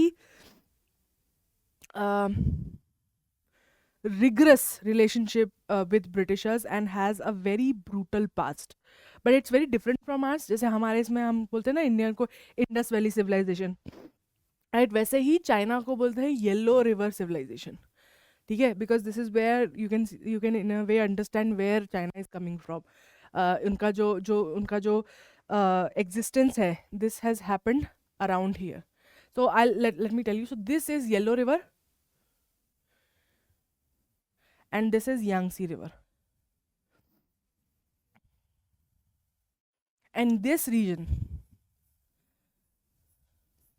this is where China sort of came from. You know, आज तो ये इतना बड़ा है, but this is where you can see so एक तरीके से जो बोलते हैं ना हम, जैसे खुद को ये इंडस वैली सिविलाइजेशन बोल सकते हैं, वैसे चाइना को we can call yellow river civilisation. And जैसे हमारे यहाँ दो मेन जो नदियाँ हैं, गंगा ब्रह्मपुत्र, वैसे वहाँ पे येलो रिवर और यांगसी रिवर है, ठीक है?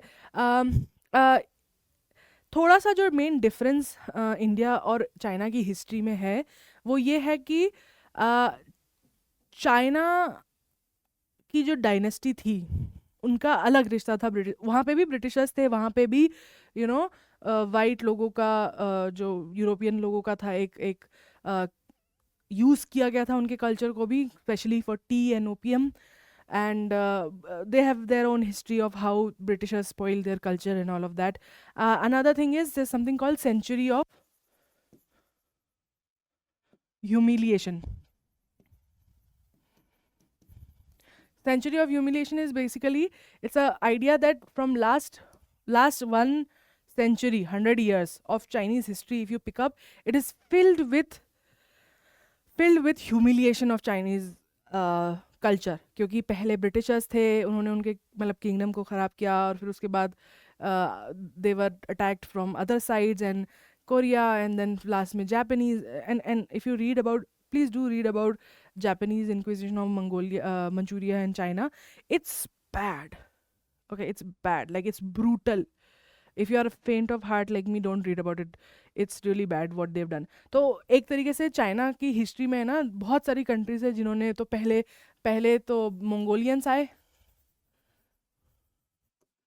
फिर ब्रिटिशर्स, फिर उसके बाद कौन आए थे? ब्रिटिशर्स के बाद Korean, and then Japanese.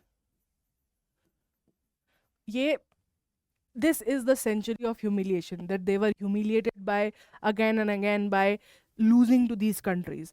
Okay, so the reason why I'm so, of course history इससे बहुत ज़्यादा इन डेप्थ में है, इससे बहुत ज़्यादा स्ट्रॉन्ग है, बट मैं सिर्फ आपको इसके बारे में इसलिए बता रही हूँ इतनी सी, because it will help you understand कि why China is so hell bent on its image and why does it crave that affiliation of being a strong nation. ठीक है, हर देश को स्ट्रॉन्ग होने का मन होता है, हर देश चाहता है कि वो स्ट्रॉन्ग हो, तो उसको बहुत पैसा मिले और उसको बहुत फेम मिले और वो वर्ल्ड में अपने सिटीजन्स को एक अच्छी लाइफ दे सके. बट चाइना के केस में it's more than just wanting to give its citizen the best life और to be the strong country. China has had a history of very humiliating past where they lost to almost every country that tried to occupy them, and they suffered through the hands of all of these occupiers. So today's China ideology जो है उनकी, it stems from this humiliation, it stems from the idea that बोलते हैं ना जो बुली होते हैं वो बड़े होके वो एक ढांचा बना लेते हैं अपने आसपास to seem strong, which is quite similar to it. कि चाइना के साथ इतना बुरा हुआ है कि अब जो प्रेजेंट डे चाइना है ना वो खुद बुली बन गई है. अब उसको समझ में आ गया है कि हम अगर कमज़ोर होंगे तो हमारे साथ बुरा ही होगा, अगर हम कमज़ोरी दिखाएंगे तो लोग हम पे अत्याचार ही करेंगे. तो they want to be as strong as possible as, and one of the reason why it is so hell-bent on being military strength, so hell-bent on having strong military strength, is because they don't want to repeat this century of humiliation. So let's move on to understand the tenets of Chinese ideology. We are not going to तो there are a lot of things confusion से माओ तक क्या हुआ बीच में, उस part को हम नहीं डिस्कस करेंगे डेप्थ में. जब हम मे भी फिलोसफी पढ़ेंगे तो करेंगे, पर अभी वी कैन अंडरस्टैंड दैट एक पर्ज हुआ था बिफोर माओ, वेयर एक to bring out a new Chinese identity, they completely stripped the previous identity of Chinese citizen. एक क्या बोलते हैं ना, कल्चरल रिवॉल्यूशन टाइप हुआ था कि हम अब अलग अलग लोग नहीं हैं, हम वी हैं. So there is no I in Pakistan, in China. ठीक है, चाइना में there is a deep sense of community.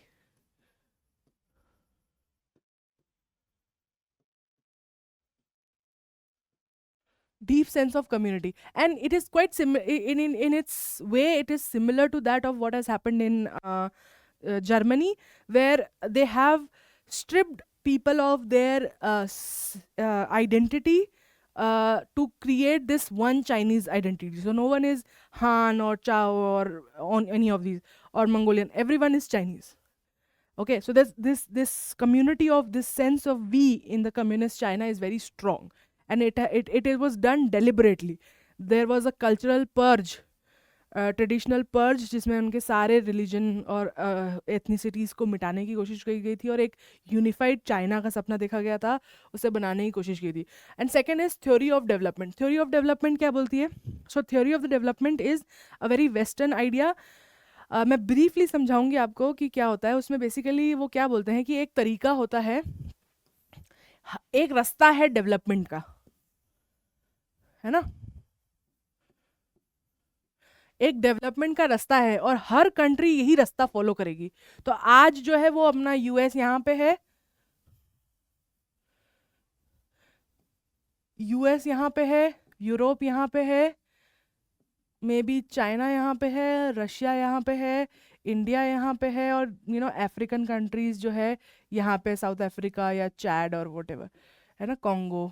ठीक है. सो एक अंडरस्टैंडिंग क्या है, डेवलपमेंटल थ्योरी जो है, it's a western theory which essentially suggest कि एक रास्ता है, एक पर्टिकुलर टाइम, और it's about time and money. ठीक है, कि एक पर्टिकुलर टाइम और एक पर्टिकुलर अमाउंट ऑफ मनी एक कंट्री होती है तो वो डेवलप कही जाती है, और सब कंट्रियां यही पाथ फॉलो करेंगी, और जब अपने अपने टाइम के हिसाब से वो यहाँ पहुँच जाएगी जहाँ आज यूएस है. ठीक है, ये एक डेवलपमेंट थ्योरी है. इसका क्रिटिसिज्म आता है from oriental point of view, कि आप ये बोल रहे हो कि आप एक चीज़ भूल रहे हो कि ये जो यूरोप और यूएस है, इनकी जो वेल्थ है ये अपने आप से नहीं आई है. The reason why Europe is so rich is because they colonised Asia and Africa. तो the reason they were able to achieve whatever was the profit of industrialization was not because they started first. ऐसा नहीं है कि क्योंकि वो race में पहले start हुए, उनके यहाँ इंडस्ट्रियलाइजेशन पहले आया तो इसलिए वो ज़्यादा रिच है. No no no no no.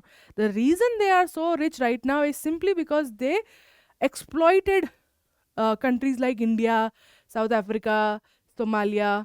वहाँ पे उन्होंने अपना एक क्या बोलते कॉलोनाइजेशन किया, और वहाँ के रिसोर्सेज को यूज़ किया, वहाँ के लोगों को स्लेव बनाया, और उसके कारण उनके पास आज जो ये पैसा है. बट चाइनीज़ आइडियोलॉजी जो है ना, वो आज भी इस डेवलपमेंटल थ्योरी को बहुत मानती है. मतलब दे अंडरस्टैंड कि ऑफकोर्स कॉलोनाइजेशन के कारण, क्योंकि चाइना का भी कॉलोनाइजेशन हुआ है, ऐसी बात नहीं है, but what China is still following is the idea that पैसा है तो पावर है तो इन्फ्लुएंस है. ठीक है. एंड ये आइडियोलॉजी जो है ओरिएंटल, ये जो थ्योरी है, ये आइडियोलॉजी है, ये ओरिएंटल साइंटिस्ट जो होते हैं ना, पॉलिटिकल साइंटिस्ट, वो डिटेस्ट करते हैं कि वर्ल्ड में ये रियलिस्ट मानते हैं ये चीज़ कि हाँ पावर है तो पैसा है तो इन्फ्लुएंस है, but it is possible to take a separate route. ठीक है, बिकॉज आपकी हिस्ट्री अलग रही है. अब यूरोप की हिस्ट्री और इंडिया की हिस्ट्री में कितना फ़र्क है. यूरोप की हिस्ट्री में राजा महाराजा थे, लड़ रहे थे, फिर पीस हुआ, फिर इंडस्ट्रियलाइजेशन हुआ. पर इंडिया में we were already a golden bird and then we got into a deep setback because of colonisation. तो इन दोनों कंट्रीज़ के बीच में इतना डिफरेंस है, वो दोनों कभी भी एक स्टेज पे नहीं पहुंच पाएंगी. And the only way a country like India और a colonise country to ever become as strong as Europe, it will have to colonise some other country, क्योंकि उसके खुद के रिसोर्सेज में तो नहीं हो पाएगा ये, राइट. तो चाइना को ने चाइनीज़ आइडियोलॉजी अगर आप देखो ना, तो उसके साथ में क्या हो रहा है, they are trying to follow the same route that Europeans political scientists have followed, where they feel कि जितना ज़्यादा resources वो collect कर पाएँ, जितना ज़्यादा पैसा वो collect कर पाएँ, जितना ज़्यादा land वो collect कर पाएँ, उतना ज़्यादा उनके पास power होगा, उतना ज़्यादा उनका influence होगा. So this is what the reason why China has dispute with every nation. China के जितने नेबर्स हैं उनके साथ में उनका झगड़ा है, क्योंकि China constantly tries to create more and more areas to take under, more and more areas to cover, जहाँ से वो उसके रिसोर्सेज को यूज़ कर सकता है, जहाँ वो उनके लोगों को इंस्लेव कर सकता है. Sort of a modern form of colonisation और नियो कॉलोनाइजेशन और modern form of slavery. Especially if you go in Xinjiang region of north west China, वहाँ पे जो एथनिक कम्युनिटी है विच इज़ प्रीडोमिनेटली मुस्लिम, उस कम्युनिटी के साथ तो बिल्कुल स्लेव्स की तरह व्यवहार हो रहा है उनको. And we'll talk about it when we talk about China's human right violations. तो वही करिए China. China is essentially doing that.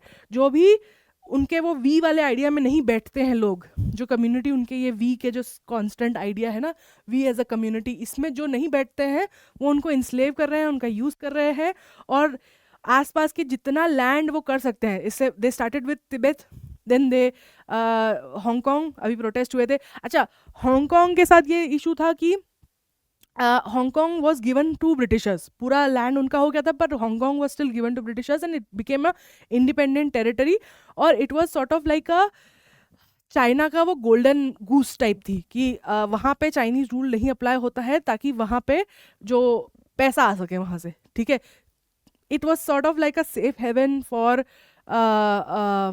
China, जहाँ पे उनके खुद के ही जो रूल्स है उससे अप्लाई नहीं होते थे. तो वहाँ पे बहुत सारी ऐसी चीज़ें की जा सकती थी जो मेनलैंड चाइना में नहीं हो सकती थी. And this sort of attracted a lot of business from around the world. तो इसलिए वो that's why it was given a different sort of governing power in itself. Hong Kong अब क्या हो रहा है, अब Hong Kong because they have, of course because being close to Europeans and west, they have developed a very democratic क्या बोलते हैं ना, governing system. But अब China, because now it has grown popular and it wants to take back whatever it thinks it owns, वो वापस ले रहे हैं. This is why the Hong Kong protest. और सेम चीज़ हो रही है तवांग में, Taiwan, not Tawang, Taiwan was also an independent state, but China is like ना, जैसे तिब्बत गया, जैसे हांगकांग गया, even Taiwan is also part of China, and it's trying to take those regions back because it has understood the importance of जितना ज़्यादा land, जितना ज़्यादा resources होंगे, उतना ज़्यादा हम उसको एक्सप्लॉइट कर पाएंगे, उतनी जल्दी हम रिच हो पाएंगे, उतनी जल्दी हम पावरफुल हो पाएंगे. और पावरफुल क्यों होना है? सेंचुरी ऑफ ह्यूमिलिएशन, इसलिए पावरफुल होना है. ठीक है, this is reason why we have the South China Sea conflict. साउथ चाइना में जो कॉन्फ्लिक्ट है उसके बारे में भी हम बात करेंगे आगे, बट वो भी इसी का कारण है, इसीलिए हो रहा है बिकॉज उन्हें ये चाहिए पावर, और पावर के लिए चाहिए मनी, मनी के लिए चाहिए रिसोर्सेज, और रिसोर्सेज आते हैं लैंड से. इसीलिए it wants to reintegrate Taiwan, Hong Kong, and this is why they took over Tibet. This is why China strive for no foreign influence on its population. आज का जो टाइम है technology का, उसमें पब्लिक ओपिनियन बहुत मायने रखता है, because we have developed such that कि आज के टाइम में इट इज़ वेरी इंपॉर्टेंट कि आपकी पब्लिक क्या सोचती है.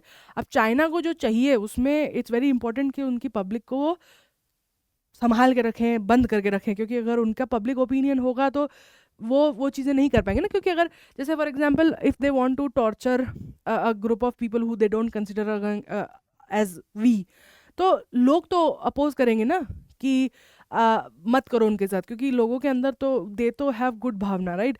तो अगर लोगों को वो पता ही नहीं चलने देंगे, उनको वो ओपिनियन ही नहीं देंगे, वो वॉइस ही नहीं देंगे, तो वो प्रोटेस्ट नहीं करेंगे. इसीलिए China tries to control its population so much. We will also learn about how China controls its population.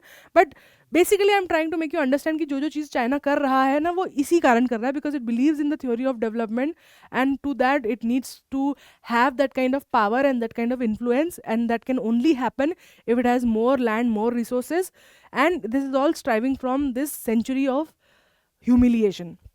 And this is why they have strategic friendship with North Korea and Pakistan. Pakistan और North Korea जैसी countries के साथ में, छोटी हैं countries लेकिन बड़े धमाके टाइप हैं, इनके साथ रिश्ता इसीलिए चाइना रखता है because they are like pawns in a bigger fight. As a security. तो आप एक तरीके से देख सकते हो कि चाइना आज जो भी कुछ कर रहा है, it has its basis in its ideology, in its history. And ये हिस्ट्री हमें नहीं पता होती because we don't read about Chinese history in depth. So to recap, China has had a century of humiliation where it was where multiple countries and kingdoms came to China and occupied it, and this was called as the century of humiliation. And present day China wants to come out of this, and that's why what they're doing is they're creating this larger identity of we as Chinese, and they're trying to purge the individuals of their identity. And they also believe in the developmental theory कि अगर आपके पास पैसा है तो power है तो influence है। and in that endeavor China is trying to take as much resources that it can, because it knows that the only way it can get a lot of money and a lot of to have more money you need more resources, and to have more resources you need more land and more people. So it is slowly occupying small areas around it, and that leads to China having a border dispute with almost every neighbor of his. Okay, so this is like a basic understanding. Now let's go in depth and understand कि कैसे करता है China, कैसे population को control करता है। तो आपने वन चाइल्ड पॉलिसी के बारे में पढ़ा होगा कि चाइना अपनी पॉपुलेशन के हर हिस्से में, लाइक आज इंडियन गवर्नमेंट आपको कभी नहीं बोलेगी आप कितने बच्चे कर सकते हो। हाँ, वो ये ज़रूर सजेस्ट करती है कि हम दो हमारे दो, बट अगर आप 2 से 3 कर लोगे तो आके मारे ही थोड़ी ना। But in China they would forcefully abort if you had a second child because they wanted to control their population. So family is controlled by China.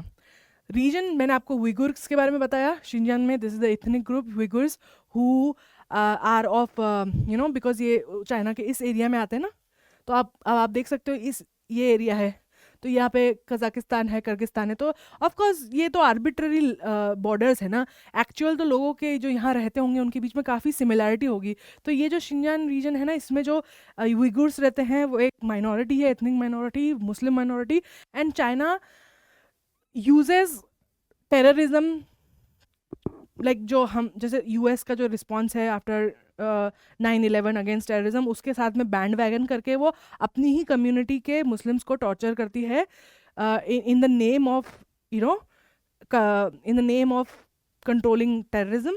But actually में these people just want to show their identity, वो तो बस अपनी identity exist करना चाहते हैं, और China doesn't want them to have any identity, they want their country to have a homogeneous population. We, no I, no you, no Muslim, no Hindu, no Christian, we. Okay.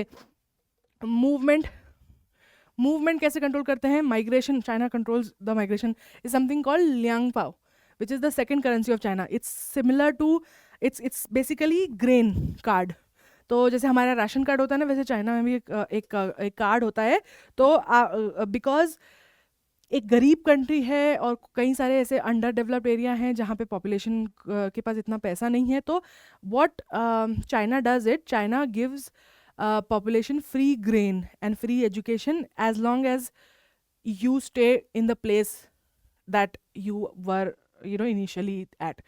So ये एक आपका card बन जाता है कि चलो आप suppose करो आप हो सागर से, ठीक है, तो आपका कार्ड बन गया राशन कार्ड कि आप सागर में हो, सागर से रहते हो, वहाँ पे आपके परिवार में इतने लोग हैं। तो अगर आपको गवर्नमेंट से कुछ भी चाहिए तो you have to be in Sagar. If you come to Delhi you will not be able to give education to your kids, you will not be able to get any of the policies जो government की policy होती है to give its population back, पैसा, insurance, land security, food security, वो सब जो भी जैसे मिनरगा हो गया कि giving employment,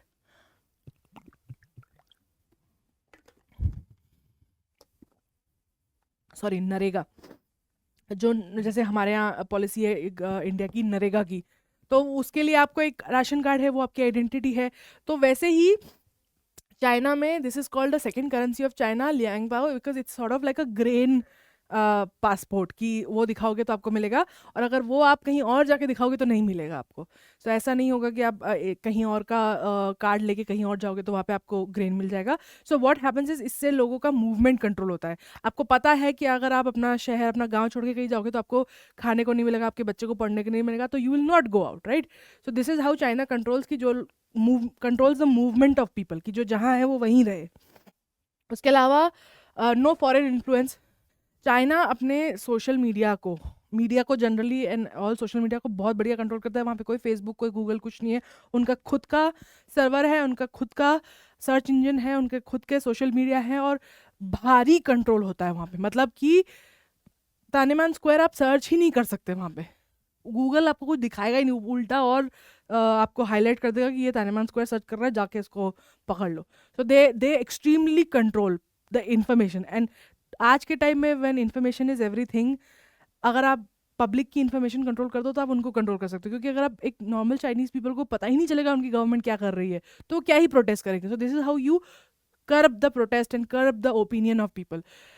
Social media and all forms of media use technology to control public opinion and curb opposition. Face recognition, आजकल तो ये नया utopian type dystopian type system निकाला है चाइना ने, कि वो रेटिंग देता है ह्यूमन बींग्स को depending on what they have done.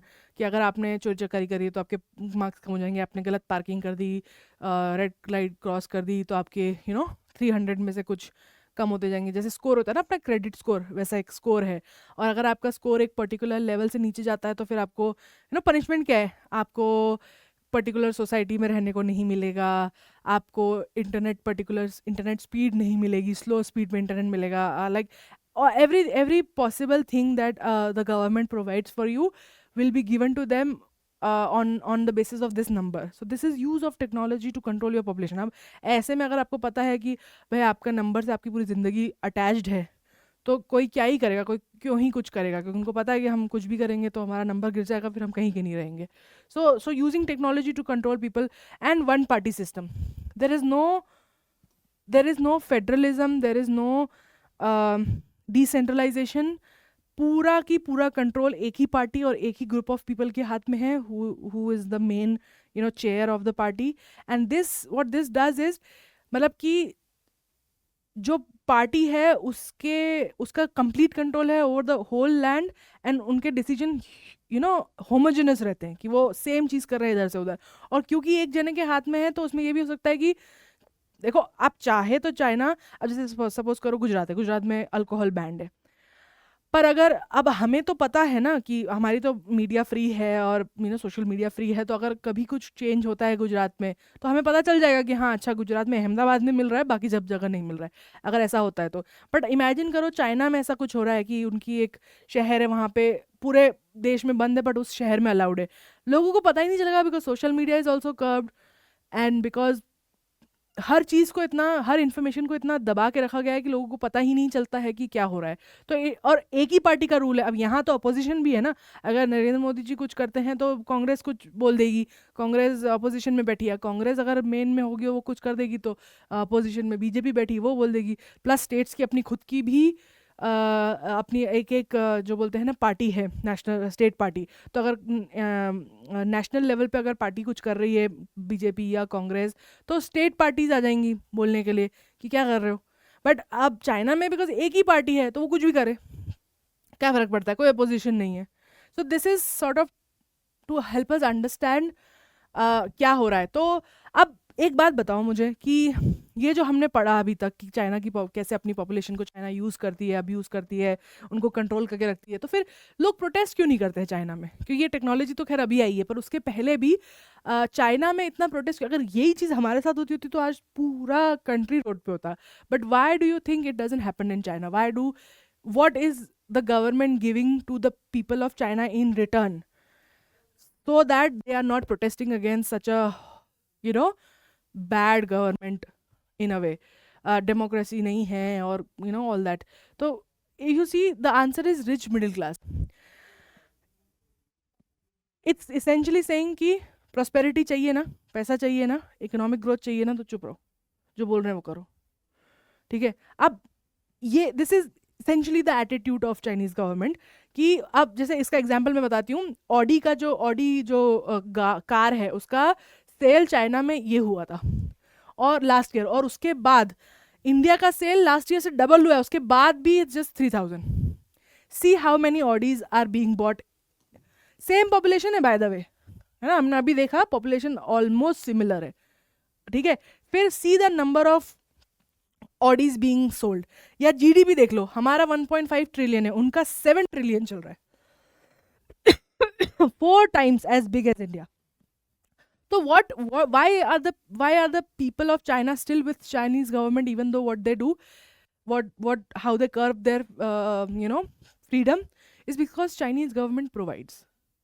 Okay, I don't want to make this simile between this, but एक तरीके से बोलते हैं ना कि they are वो अब्यूज सह रहे हैं क्योंकि उन्हें पैसा मिल रहा है, right? तो one of the reason why, and I'm not saying it's a good thing, I'm not saying it as a good thing, I'm saying this is this is what it is. I'm not giving you a moral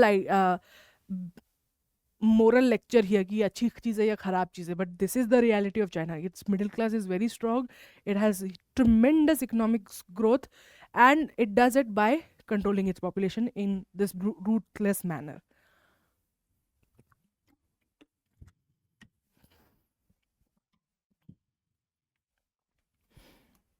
Now that we understand China's ideology, let's understand how Chinese ideology affects this foreign policy.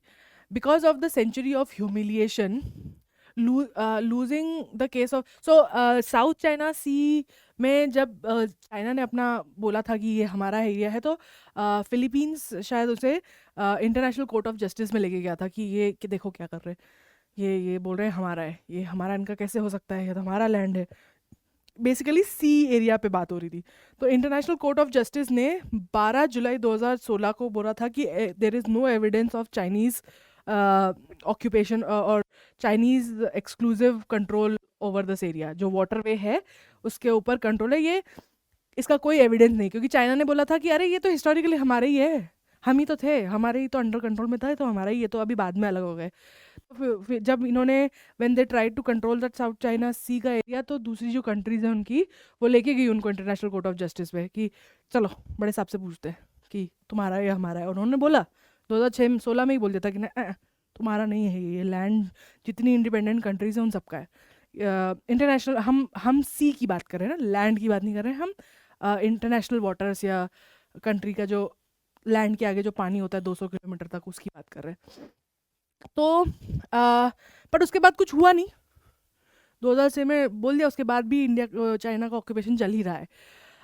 Covid was the Chernobyl of China. So अगर आप I do suggest watch the Chernobyl documentary, you will understand how does a communist government works. It's beautiful, very nicely made history, but don't watch season episode 4 because it's very gruesome. Agar if you're like me who cannot see blood, I wouldn't suggest you watch that. But otherwise, look at the documentary and you'll realize. But the key difference between what happened in terms of COVID and what happened with terms of Chernobyl is Chernobyl was contained at one point, okay, lekin COVID nahi.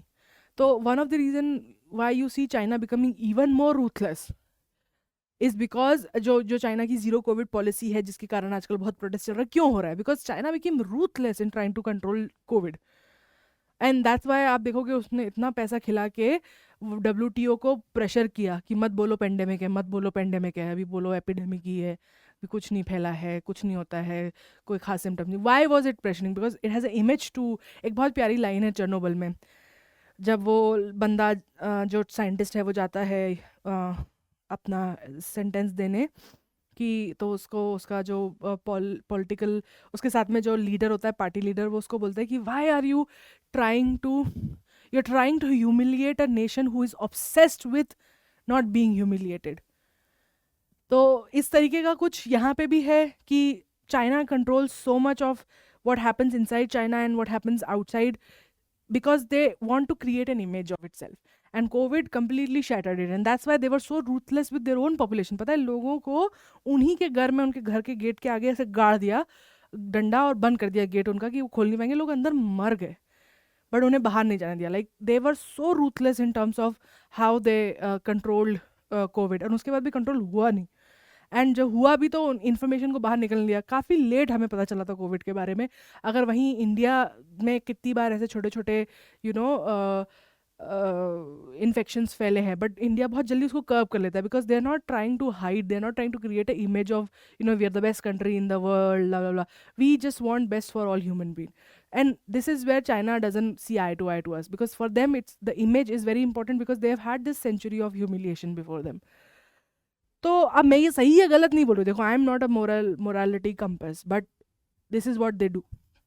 अच्छा, recently में they did public ousting of, तो जो x chair हैं, x ex president थे who जिनताओ, या उनको जो है पब्लिकली पार्लियामेंट से निकाल दिया गया था. तो मतलब usually you have to understand, China में कुछ भी होता है तो सब दीवारों के पीछे होता है, but they did it in front of the cameras and the entire world was watching because that was a signal. देखो चाइना में अगर कुछ भी चीज़ बाहर इन्फॉर्मेशन आ रही है तो बहुत सोच समझ के आती है. So it is sort of like a signal to the world कि यार we are not like old China, this is the new China and it's ruthless like that. तो essentially we are trying to understand what China does, why it does. ठीक है, China की जो भी चीज़ वो कर रहा है वो क्यों कर रहा है, उसके पीछे क्या उसकी फिलॉसफी है, क्या आइडेंटिटी है, उस चीज़ को हम समझने की कोशिश कर रहे हैं. और हमें अभी तक ये समझ में आया है कि it will do anything in order to control its image. ठीक है, अब चाइना की स्ट्रेटेजिक फ्रेंडशिप पे बात करते हैं. तो देखो, आप देखो चाइना का एक सीन सबसे बढ़िया है.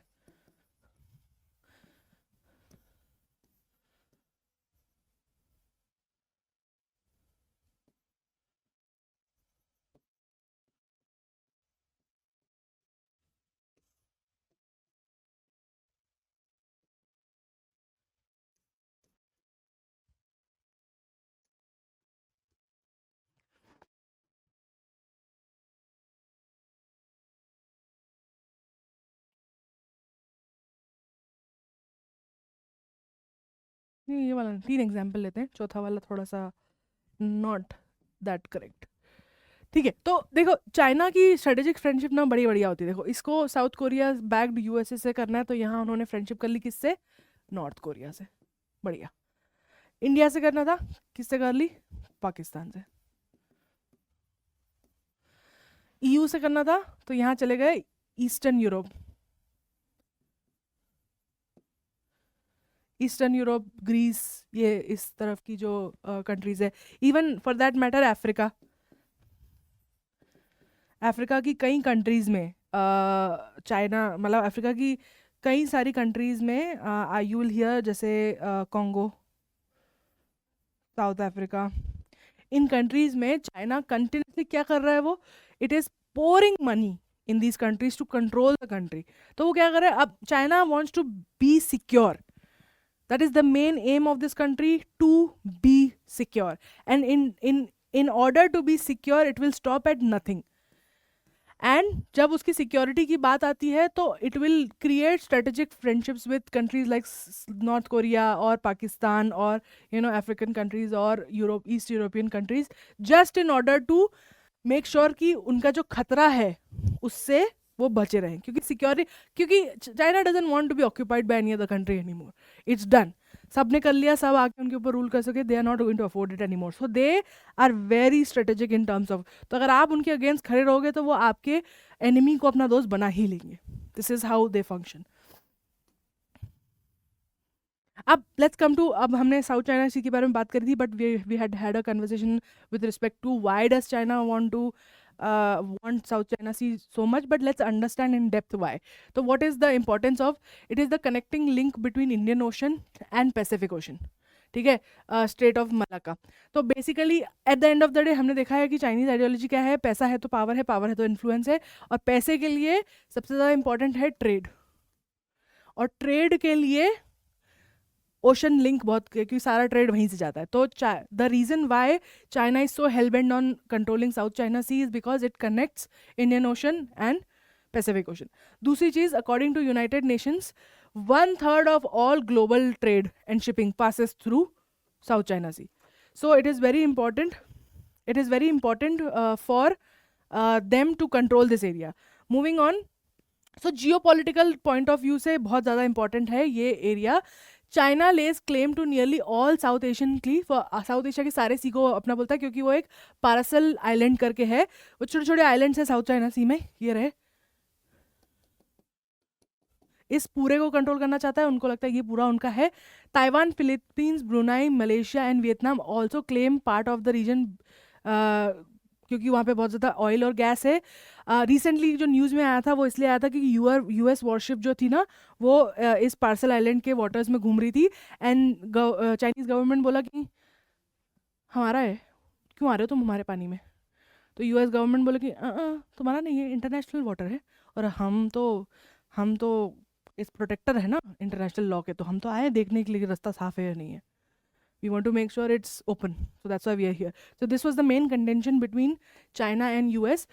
Chinese, let's also pause and read this. This is the excerpt from 14th November 2022 House of Lords Library by Nicola Nelson, China's allegation of human rights abuses. Read this article.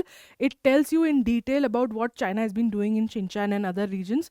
China's one of the things that बहुत कलेश होता है एक तरीके से India China या China और दूसरी कंट्रीज़ के बीच में, it's because of the way China treats its own population.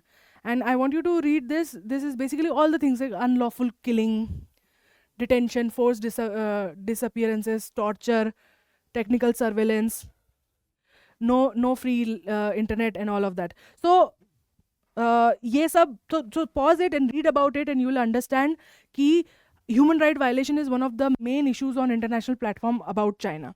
And lastly, Taiwan conflict. What is Taiwan? Taiwan was जो है बहुत ही इंडिपेंडेंट एक स्टेट हुआ करती थी, बट मिलिट्री एक्सरसाइज करने लग गया चाइना ताइवान के वाटरवेज में, and then China sees self rule Taiwan as a breakaway province कि वो हमसे अलग हो गई थी, हमारी ही है, and it wants to reunify, it wants to do reunification of Taiwan, and it will be fulfilled, it must be fulfilled, मतलब वो होना ही चाहिए, वो कहने की कोशिश कर रहे हैं.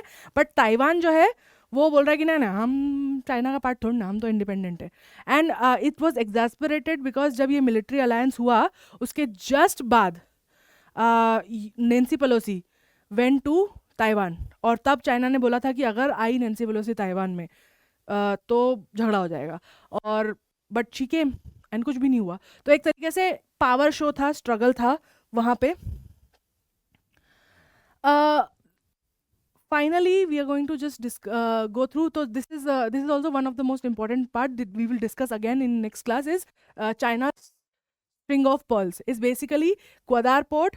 देन ये यहाँ पे एक म्यांमार में एक पोर्ट है, और ये हमनतोटा श्रीलंका में है. तो बेसिकली और ये चाइना का हेनन आइलैंड है, उसका पोर्ट है. तो ये जो एरिया है ना यहाँ से लैंड के थ्रू, और ये वाला पाकिस्तान के ग्वादर पोर्ट से.